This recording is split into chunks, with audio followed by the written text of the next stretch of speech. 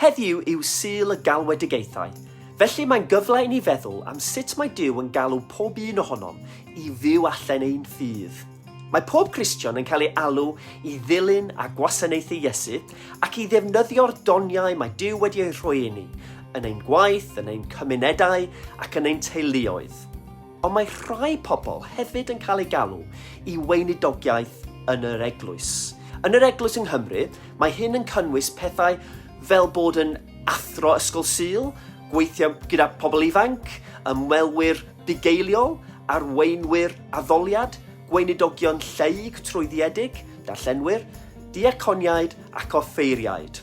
Nawr, os wyt ti'n teimlo bod Duw yn dy alw i unrhyw weinidogaeth yn yr Eglwys, dwi eisiau dy annog i wneud 3 peth.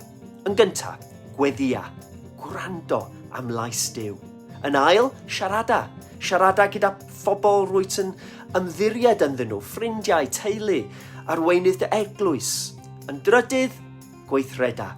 Gofynna ei dy arweinydd Eglwys dy roi mewn cysylltiad â thîm galwedigaethau'r esgobaeth. Dewch i ddarganfod pwrpas Duw i dy fywyd ac i archwilio a dweud ie wrth ei alwad.